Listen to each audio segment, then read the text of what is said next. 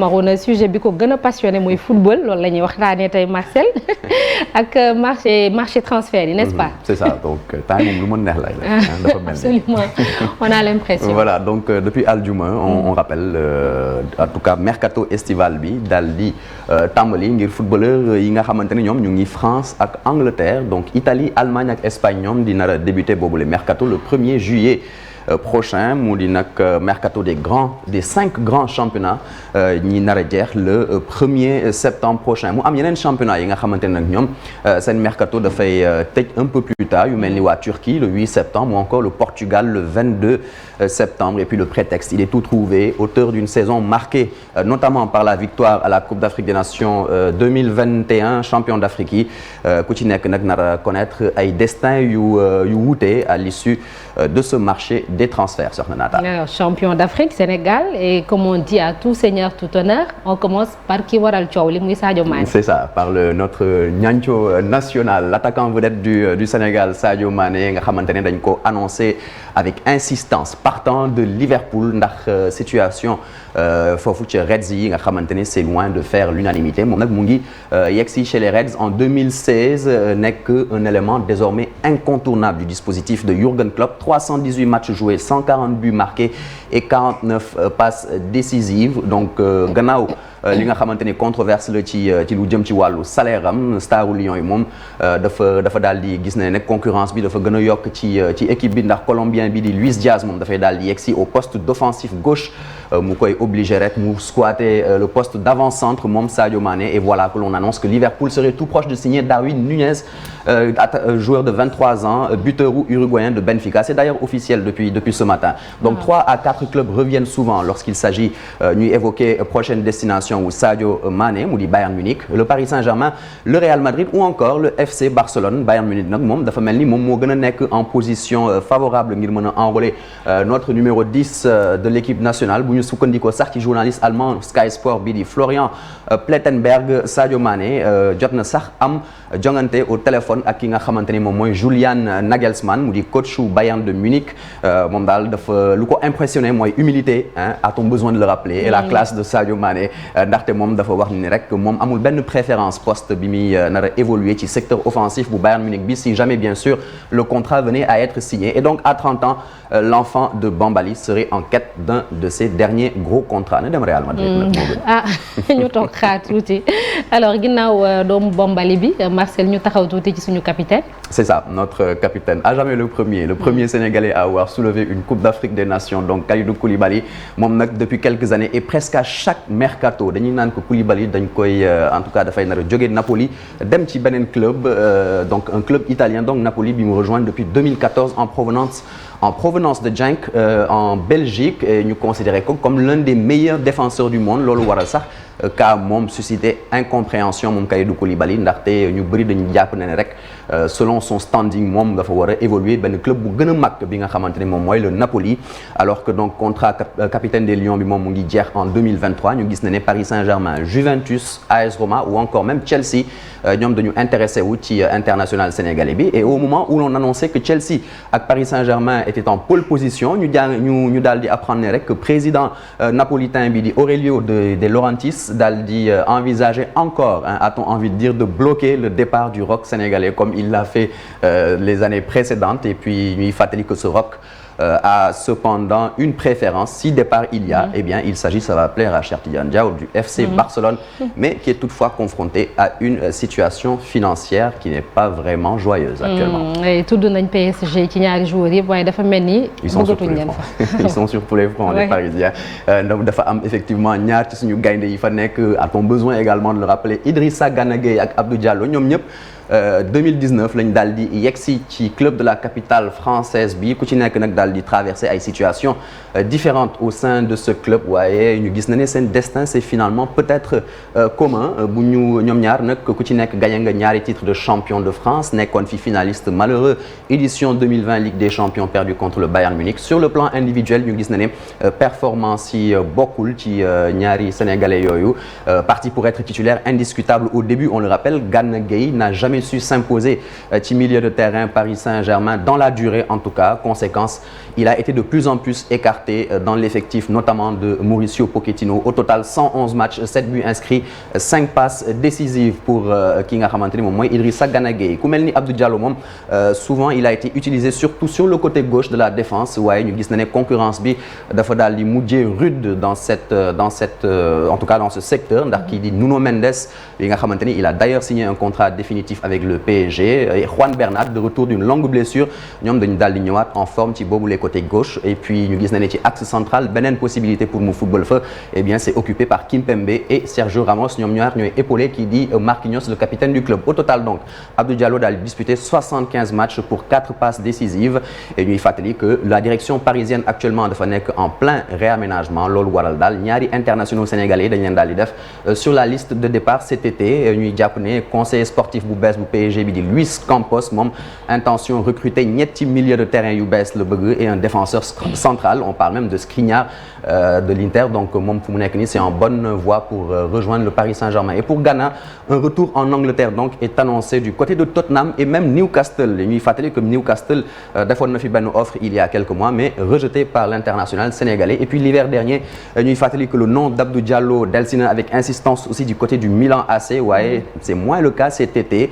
Milan di privilégier les pistes du néerlandais Botman qui est au LOSC actuellement ou encore du brésilien Bremer qui est actuellement au Torino soxna Naata. ñu dem Marcel ci yeneen gaynde yi nga xam ne tam boo mooy ñu bàyyi ko ci club yi ñu nekk. c'est ça possibilité mouvement itam yi nga xamante ne yooyu ñooy yeneen champion d'Afrique yi ñoom tamit ils alimentent les rumeurs de transfert en Europe ku mel ni Alfred Gomis auteur d'une saison quelconque war na mën a quitter Stade Rennais ou bien même être relégué au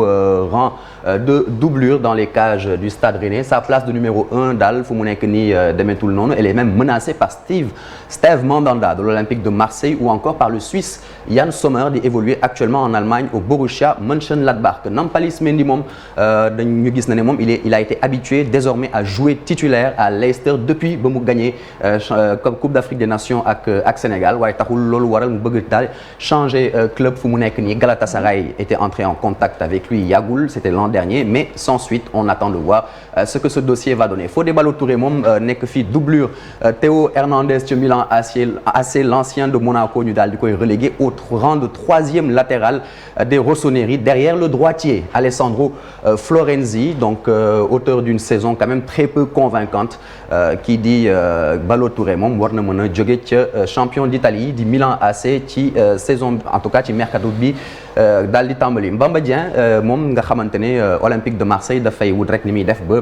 faire de ce haut potentiel sénégalais une opportunité financière ndax en cas d'offre intéressante Olympique de Marseille du ko retenir da koy nar a bàyyi mu dem l'ancien buteur de Djambar de Saly qui a été annoncé en Turquie en début d'année ñu gis na ne tamit il intéresse désormais club allemand bi nga xamante ni moom mooy Fribourg et puis il y en a peut-être beaucoup d'autres mais on va finir avec Seny Dieng moom mi nga xamante ni il joue avec les Queen's Park Rangers gardien numéro 3 des Lions bi rêve désormais de gravir les échelons jóge donc ci waa QPR pour dem ci beneen club et alors on remarque d'ailleurs que des clubs de première ligue dañ daal di manifester seen intérêt tels que Arsenal, Crystal Palace ou encore Leeds United soxna Naata. Marcel am na yenn cas yoo xam ne nag dañoo compliqué. et on termine avec ça. exactement en tout cas ci 4 cas la ñu taxaw ñu gis na ne ñett ci ñoom ils ont ñoom tamit on va dire une issue qui est similaire en cette saison ñu gis na ne l'avenir de ces Lions-là est dans le flou est flou dans leurs clubs respectifs ndax ñett ci ñoom dañuy nar a connaître le même destin kii di Saliou Ciss moom nga xamante ne jot naa def ay aller-retour yu bëri ak Valenciennes daal di rejoindre AS Nancy en 2019 waaye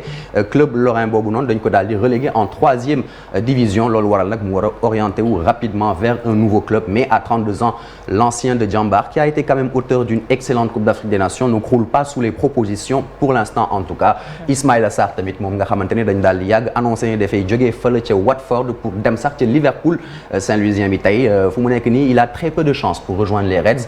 ñu fàttali que sa saison de Première Ligue a été quand même gâchée par pas mal de blessures te loolu tamit ñu gis na ne loolu aidé wu ko ci li nga xamante ni moom mooy kotam ci marché des transferts. Seule certitude mooy que l'ailier sénégalais devrait accélérer son départ des Hornets qui ñoom tamit sont descendus en deuxième division anglaise. Keita Diao Baldé moom di enchaîner les mauvaises saisons depuis son départ de la Lazio. Diao Baldé Keita di stagner daal dangereusement au niveau de Cagliari la saison dernière d'ailleurs numéro 7 des Lions bi ñu daal di koy utiliser ci lu bëriwul dara ci boobule équipe Cagliari équipe bi nga xamante ne elle était pourtant très faible et d'ailleurs qui a fini par être elle aussi reléguée en série B italienne. Donc ku ci nekk les trois sont concernés par une descente en division inférieure dans leurs clubs respectifs. Tout le contraire du quatrième élément di Bouna Sarr moom hiérarchie latéraux droit Bayern Munich bi dafa daal di passer de la deuxième à la troisième place derrière Benjamin Pavard et Josip Stanisic. Donc coach bavarois bi di Nagelsmann ne comptait d'ailleurs presque plus sur l'ancien Marseillais la saison dernière et il n'est pas sûr de changer hélas la donne. Dafa mel ni daal place am au sein du club bavarois bi c'est de plus en plus menacé. Bouna Sarr est aujourd'hui annoncé dans plusieurs clubs italiens. Affaire à suivre, Sokhna Nata. Affaire à suivre avec toi, Marcel. On verra bien. Merci beaucoup, merci pour ces infos foot. Alors Cheikh Tidiane Diaw en une minute rek Cheikh li ma la bëgg a laaj mooy ndax da nga jàpp ni pour Sadio Mané Bayern ce serait un bon choix pour Kalidou Koulibaly aussi Barça, c'est ça, n'est-ce pas? waaw on va commencer par Kalidou Koulibaly moom nga xamee ni président bu doy waar la yor président Naples bi je pense qu'en matière de transfert ak président Tottenham bi bokk nañ ci ñi nga xam ne ñoo gën a jafe négocier mais cette fois-ci nekkul en position de force parce que Kalidou Koulibaly il a 31 ans et benn at contrat moo ko dese te li ñu jot ci xibaar mooy il ne veut pas prolonger ce qui veut dire que kon waa ji faw mu jaay ko ci été bii ñu nekk su ci bëggee lekk ci moom xaalis bon là on dit que le Barça malgré ses problèmes ils sont proches de Kalidou peut-être que ñu ngi waxtaan bon Barcelone peut-être que à partir de jeudi am nañ benn assemblée boo xam ne ça va leur permettre de renflouer les caisses dinañu xam ndax dinañu dem sérieusement ci piste Kalidou Koulibaly boobu ou pas mais ci ay xibaar c'est un objectif de Xavi nag entraîneur u Barcelone bi pour axe gauche équipe bi l'autre bi ngay wax mooy Sadio le Bayern bon je pense que fi mu nekk nii ça a tout l'air quand même d'être dégagé en la voie parce que Marcel mi ngi koy wax sànq la signature de Darwin Núñez comme neuf il va être le neuf titulaire de Liverpool dinañ ko officialiser tey di transfert boobu te suñ ko officialiser da ngay doog Sadio je pense que plus sa place. Bon dañu wax ne amatul place am mais dafa mel ni remplacer nañu ko ci effectif Liverpool bi la Bayern moom moo ci des parce qu'on parle du Paris Saint-Germain et du Real Madrid mais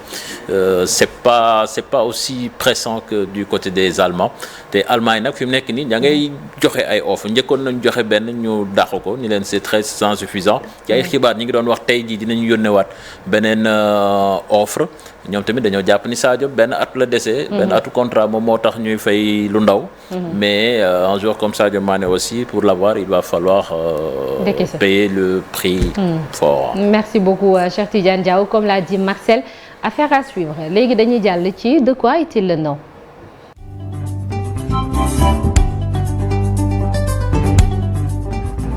Comme annoncé tout à l'heure tey